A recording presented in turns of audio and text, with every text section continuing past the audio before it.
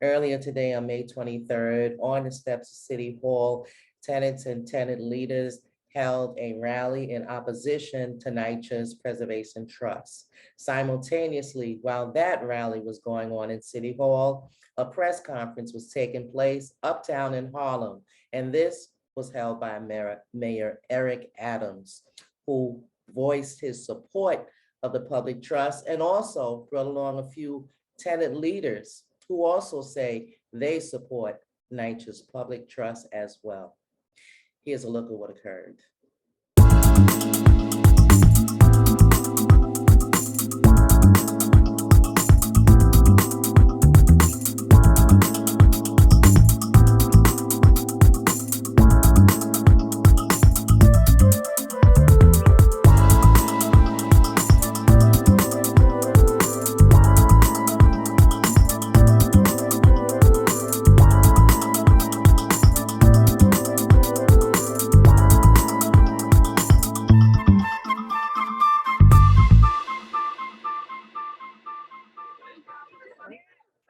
Good morning.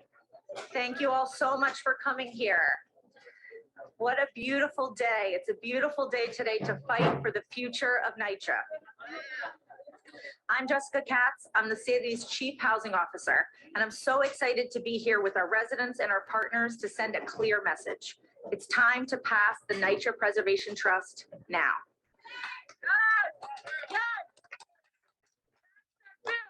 We cannot wait and hope for a windfall of billions of dollars that has been promised for decades without coming. Our neighbors who live in NYCHA buildings have waited long enough, and they deserve better. The trust will bring the money, the repairs, and the rights that every New Yorker's home should have. And even more, this legislation guarantees that these apartments will remain permanently affordable for future generations. That's right. We support the trust. It is on us to fight for that future, and the trust is how we will get there. Albany has the opportunity to deliver the biggest windfall to NYCHA residents since it was created 85 years ago. And this is about the residents, which is why today I'm excited to hand it over to one of the many resident advocates who tirelessly fights for her tenants, Barbara McFadden, the TA of Nostrand Houses. Thank you. We can do better than that. Okay, we can do better, Brooklyn and Manhattan.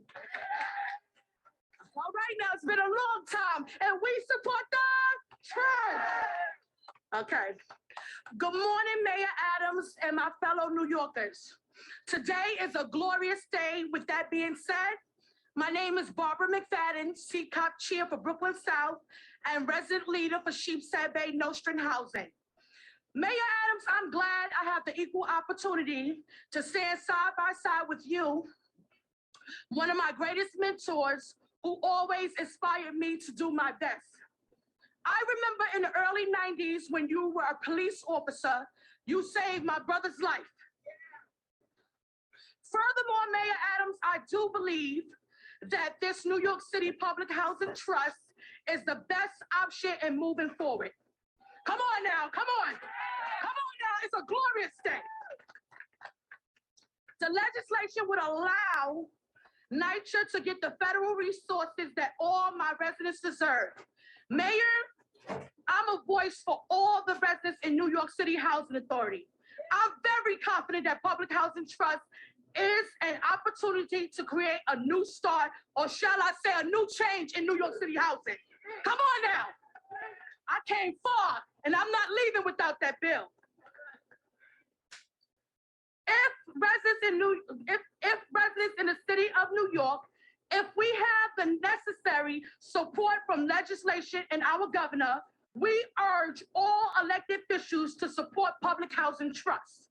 Together, we can create a far-reaching, permanent improvement that directly impact public housing residents. And finally, we can improve all conditions in New York City housing. So today, I'm asking everyone to stand with me on the trust. Brooklyn, we are here. Mayor Adams, I'm asking you to support us on the trust. Thank you, everyone.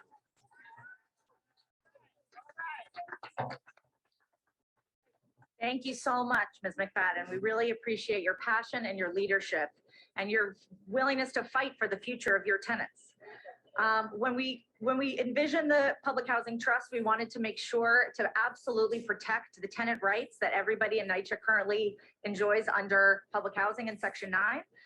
So we really made sure that the bill encoded those rights within the bill itself.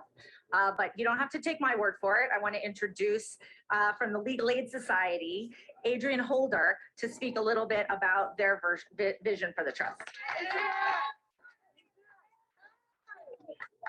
It is a glorious day, and I'm so happy that I am able to join with all of you all here today. It is the New York City Public Housing Preservation Trust. It's about preserving some of the most important, most impactful housing we have here in New York City. Not only does it house some of our most valued and committed residents who help to make this city great, but public housing has been proven in stabilizing those households so that it's good healthcare, it is good education policy, it is good employment policy. We need to preserve our public housing, and the Preservation Trust will do that. It is obscene and demoralizing to have $40 billion,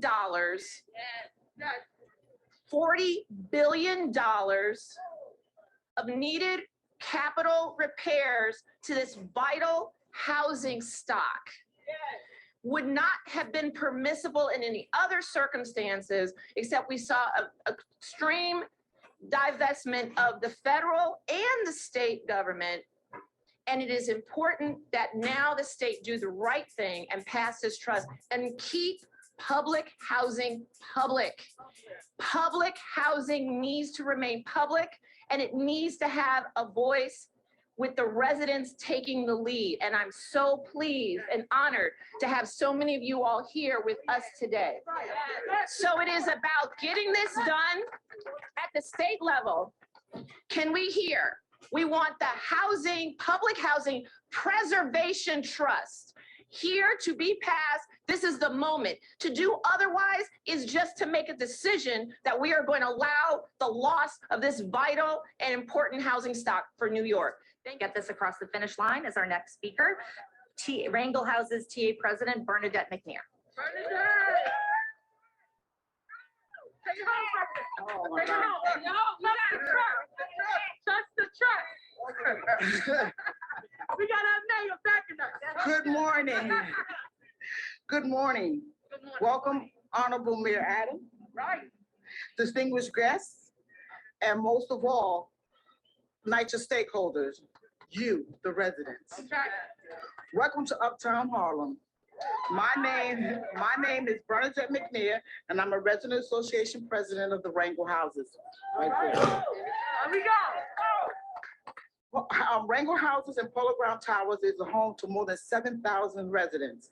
I have been a NYCHA resident for approximately 50 years. I have been in NYCHA, I'm sorry, I'm just nervous. I have been a NYCHA resident for approximately 50 years. Over the course of these years, I have heard, seen many issues that have affected the quality of life for those living in the development.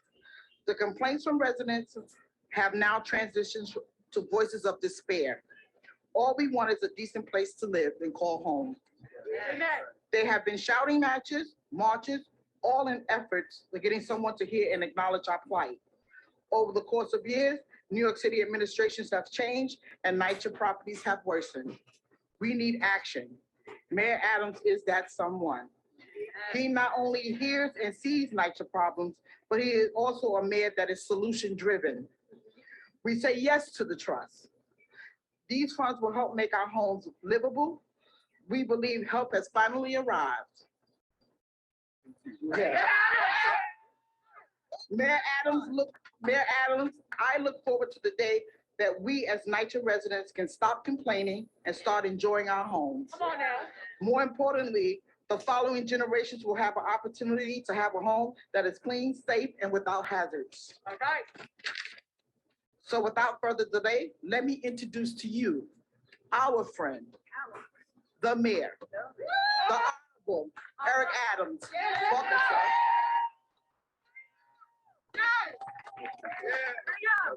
Thank you, Lovely. Lee. Doesn't have to be long. Doesn't have to trust to trust. You know, look at that T-shirt. And to all of you, Bishop Taylor, in the years out in Queens, Brookline, here in Harlem, the large numbers of housing residents, a city within a city. And this doesn't have to be long, and I'm not going to be long. You know, when you talk about living in NYCHA, holding down our city for so many years, if you're looking at, you know, 50 plus years, 40 plus years, 35 years, and there's only one thing that has been consistent. Everyone tried to just be philosophical while people were living in a destructive environment. And as I walk through, not only campaigning, but my days as borough president, as state senator, looking at all of these bills coming to Albany, everyone is stating year after year after year on the campaign trail of what we ought to do, what we need to do, but no one was doing. No one was doing. So we went to the residents and asked. Some of the residents said, hey, we want this model. Then let's do that, as we saw in Brooklyn last week. Other residents said, we want this model, the trust. So why can't they have a menu of items that they would like to see on their facility? Why can't they have their options? And so we shouldn't take these options off the table. Let them decide what options they want to use. One thing that's clear, we need to stop playing with this. We're not getting money from the federal government this year. They're not. They already told us we are not concerned with NYCHA residents. They did not pass that $35 billion that we needed.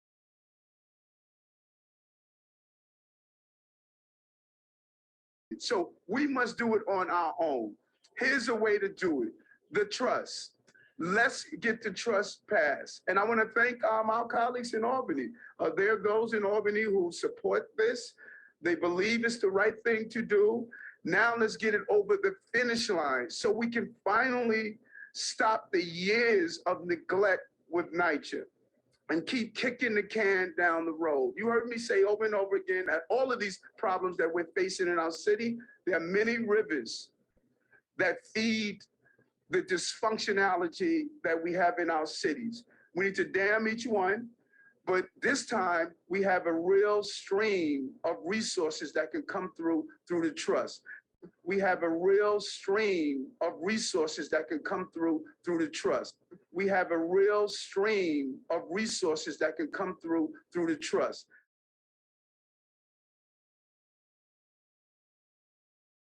Let's make this happen. And here's 3 reasons, as Brad stated, that I'm 100% on board. Number 1, you can vote in and out. If you don't want it, then don't do it. Don't do it. You know, there's nothing better than options. Number 2, participating in the vendor selection. You participate in the vendor selection. You know, far too often you have no say-so in these vendors who come in, do shoddy work, and then they're able to continue to go from one facility to the next facility. They have been eating off of the dysfunctionality of NYCHA. Now you participate.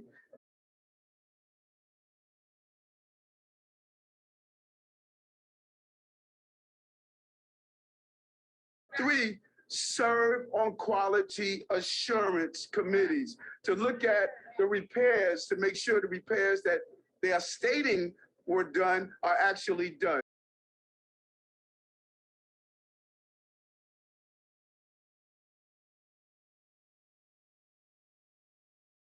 Now, when you add that into what we're going to roll out, a real dashboard, my chief technology officer is putting together a real dashboard so they can see in real time what is happening.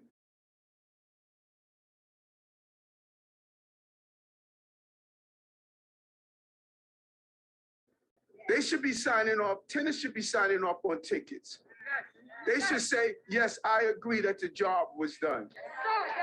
We're going to align the repairs so that you will have one person that will align if the carpenter, if the painter, if the plumber should come in. You shouldn't have to be home over and over again to get people coming in a disjointed system.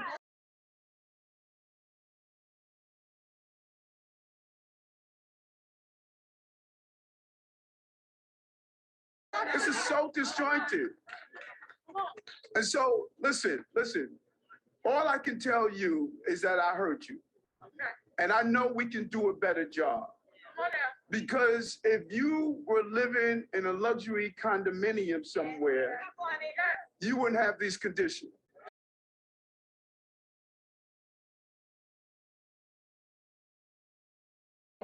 You have a mayor that has your back, and we're going to get this done. Let's get this done. GSD, get stuff done. Thank you.